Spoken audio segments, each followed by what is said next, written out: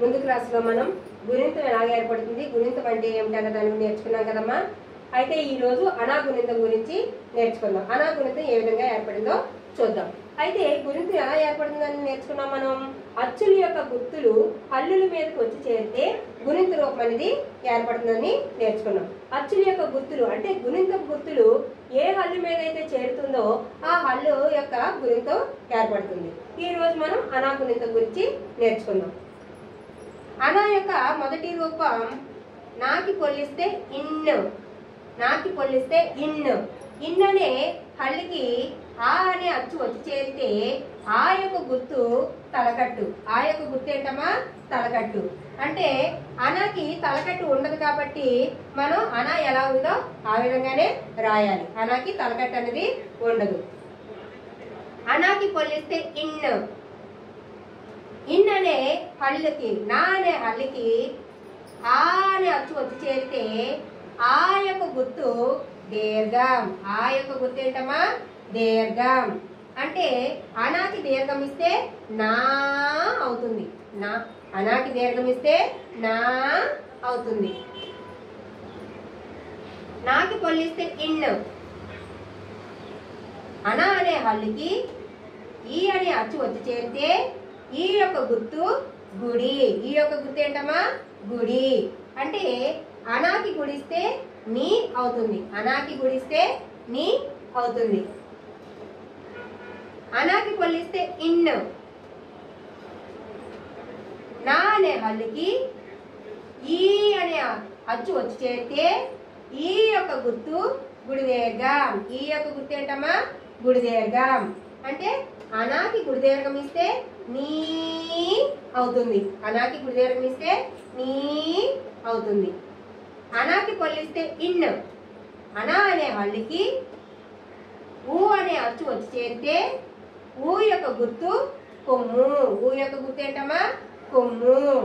అనాకి కొమ్మిస్తే ను. అనాకి కొమ్మిస్తే ను. అనాకి పొల్లిస్తే ఇన్. అనా అనే హల్లుకి ఊ అనే అచ్చు వచ్చి చేరితే ఊ యొక్క గుర్తు కొమ్ము దీర్ఘం. ఊ యొక్క గుర్తు ఏంటమ్మా? కొమ్ము దీర్ఘం. అంటే అనాకి కొమ్ము దీర్ఘం ఇస్తే నూ అవుతుంది. అనాకి కొమ్ము దీర్ఘం ఇస్తే నూ అవుతుంది. అనాకి పొల్లిస్తే ఇన్. అనా అనే హల్లుకి అరు అనే అల్లు అచ్చు అరు అనే అచ్చు వచ్చి చేరినప్పుడు అరు యొక్క గుర్తు రుత్వం. అరు యొక్క గుర్తు ఏంటమ్మా? రుత్వం. అంటే అనాకి రుత్వం ఇస్తే నృ అవుతుంది. అనాకి రుత్వం ఇస్తే నృ అవుతుంది. అనాకి పొల్లిస్తే ఇన్. అనా అనే హల్లుకి అరు అనే అచ్చు వచ్చి చేరినప్పుడు అరు యొక్క గుర్తు రుత్వ దీర్ఘం. అరు యొక్క గుర్తు ఏంటమ్మా? రుత్వ దీర్ఘం. అంటే అనాకి రుత్వ దీర్ఘం ఇస్తే నూ అవుతుంది. అనాకి రుత్వ దీర్ఘం ఇస్తే నూ అవుతుంది. అనాకి పొల్లిస్తే ఇన్. అనా అనే హల్లుకి ఏ అనే అచ్చు వచ్చి చేరితే ఏ యొక్క గుర్తు ఏత్వం. ఏ యొక్క గుర్తు ఏత్వం.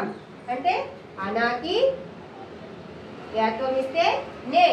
అనాకి ఏత్వం ఇస్తే నే. అనాకి పొల్లిస్తే ఇన్. అనా అనే హల్లుకి ఏ అనే అచ్చు వచ్చి చేరితే ఏ యొక్క గుర్తు ఏత్వం. ఏ యొక్క గుర్తు ఏత్వం.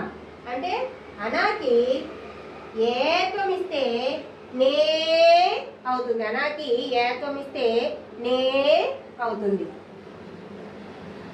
అనాకి పొల్లిస్తే ఇన్. అనా అనే హల్లుకి ఐ అనే అచ్చు వచ్చి చేరితే ఐ యొక్క గుర్తు ఐత్వం. ఐ యొక్క గుర్తు ఏంటమ్మా? ఐత్వం.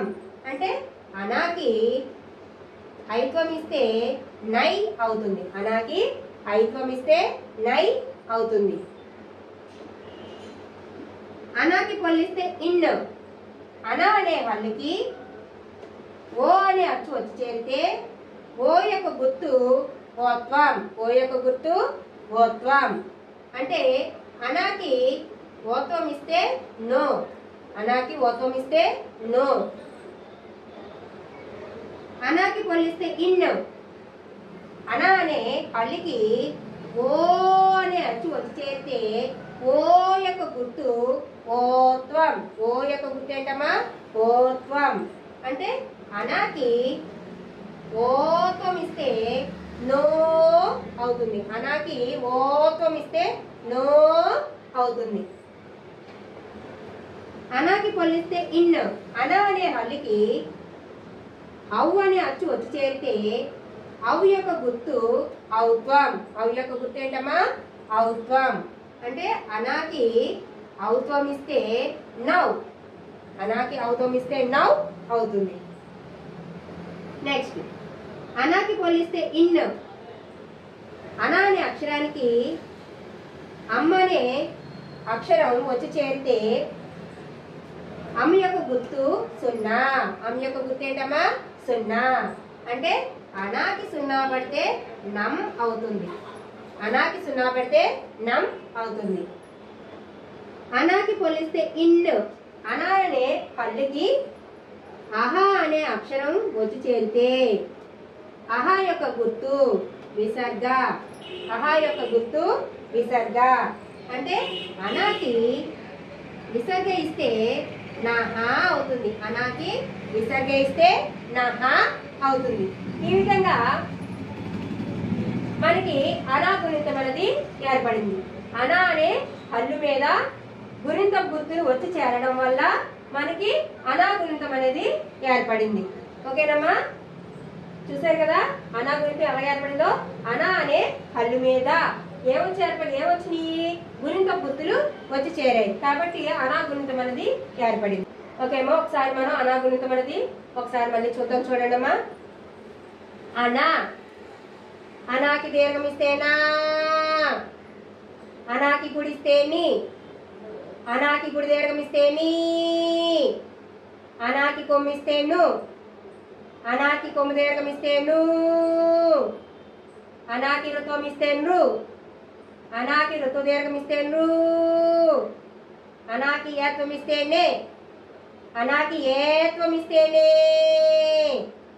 అనాకి ఐత్వం ఇస్తేనై, అనాకి ఓత్వం ఇస్తేనో, అనాకి ఓత్వం ఇస్తేనో,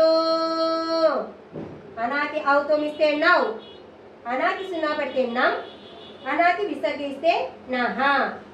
ఓకేనమ్మా? అనా గుణితం ఈ విధంగా ఏర్పడింది అన్నమాట.